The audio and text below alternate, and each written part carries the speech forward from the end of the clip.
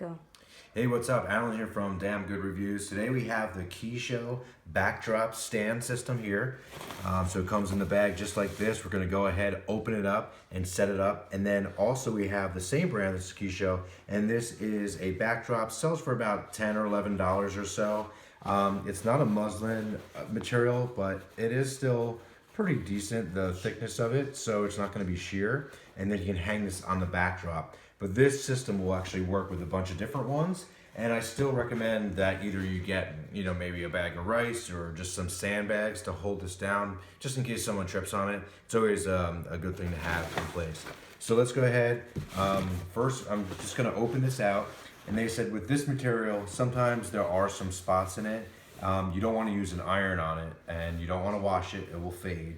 But if you just let it sit out, and if you need to use some, just like a damp cloth to go across it, it will get a lot of the wrinkles out. Because it does ship like this, it may be better if they shipped it actually in a tube so you wouldn't have any of the wrinkles, but this is how it ships right now. And this brand, we picked it up on tmart.com, and that's where you can find it. I'm not sure if they have it in other locations as well. So you'll see this, you can do almost like a seamless backdrop, but the way that they ship it comes in just a small little bag. You see all the little squares, so it's gonna take some time. Maybe you can hit it with some steam, but if you have to just wash them out, that would work. This system will also work with a muslin backdrop, so that's totally fine. And I do recommend having what they call C42s, which are actually just clothespins, or just picking up a couple of these little clips like at Harbor Freight, just a bunch of these little ones, and you can pretty much just put it anywhere on the stand and clip it however you need to. So this system, again, this is Keyshow also, same brand off of Tmart, and nice little carrying case, which is great. And then there was some plastic, we took that out. You got your stands right there. So we got two stands.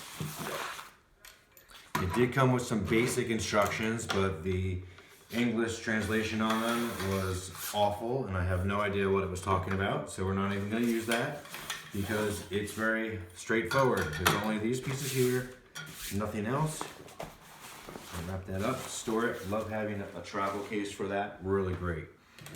So the first part, what we're going to do, we're going to open it up, check this out. Pretty decent material. Good strength to it. It's not going to bend just hitting it.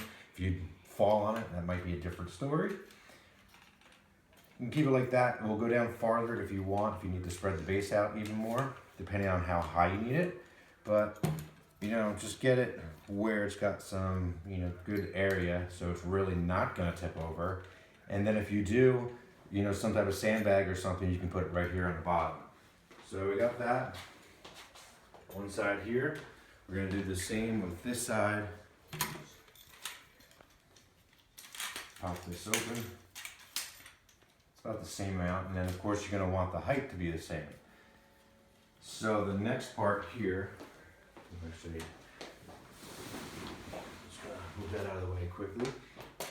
The next part we're going to do is just take off this little wing nut, because that's where the other part, the bar part, is going to sit, that goes across, that this backdrop will sit on.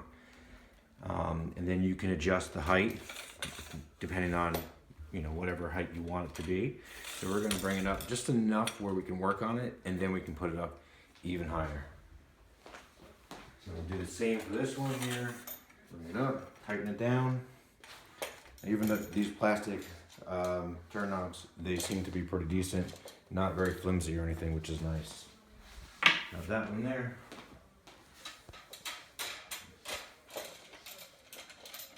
This whole set is only about $30 or so. Does it compare to the ones that you can find that are $100+ that they're using at big photo studios? Probably not. They would probably be even more sturdy, but this is good if someone just has a home studio. It's perfect. So these, nice and easy. These do feel kind of flimsy. Probably if you put enough pressure, you could bend them in half, so keep that in mind. But again, it's only $30. So you got these push button snaps right here. Push them in, lock it in place. That's done. And then we're gonna do the other ones here. So we have this side here, we see it cut out. That's gonna go where that wing nut is. And then we'll go ahead, set these up. Really straightforward. I mean, there's so few pieces that you should really be able to figure it out, especially if you've done any photo or video work in the past. And then here's the last one. So we got 4. It's a pretty big span there. And then actually, if you don't want it that big, we can always take one out and make the span less, depending on how much space you have. Because obviously the poles there, it doesn't matter. It's based on, you know, what backdrop you're going to put on. So let's just make it a little smaller. I'm going to take out one. And there you go. Okay. So now, just drop it in place.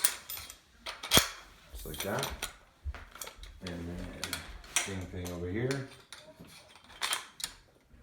Right? In place there. And then we're going to throw the wing nuts back on.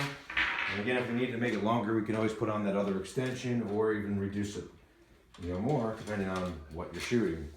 So that's in place. Nice and tight, not going to go anywhere. And this looks like a pretty standard size, so if you lost something or you want extra parts, you can probably just pick it up, no big deal. So the next part here, what we're going to do, if you want to do a straight backdrop, you can do something that just comes down. If you're going to do something that you got to see the full body, you can have a seamless backdrop where this is probably long enough, or you can go with something a little bit longer where it comes down and there's no crease at the bottom. It's just going to run straight past it. And then you can stand on it. It looks like there is no hard background to it. All right, so there. And then I'm going to set it up with these clips.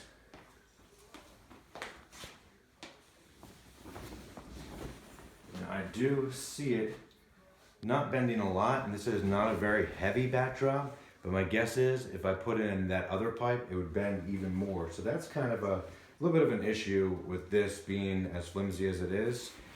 Be nice. So you might want to put in maybe something in between that pipe, because it is a hollow pipe, so that might help eliminate any sag that you might see from it. I'm just going to wrap it around just a little bit here. Should be good. And you'll see that it doesn't go this full length, and they sell the muslin backdrops and other backdrops in different lengths and widths and all that. So that's as high as that one goes, and then we're going to do the secondary piece of it. You have a couple different tiers to the height. So I'll do that.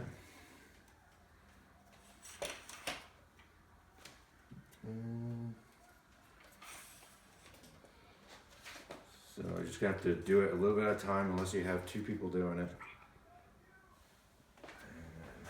And on this side, now it looked like there was one here, but I guess that's just where it comes together. So there's only the 2 tiers. You got the stand, one tier that comes up probably about 3 feet or so, and then this tier here, which comes up even higher, which should be plenty high. So that's as high as that one goes.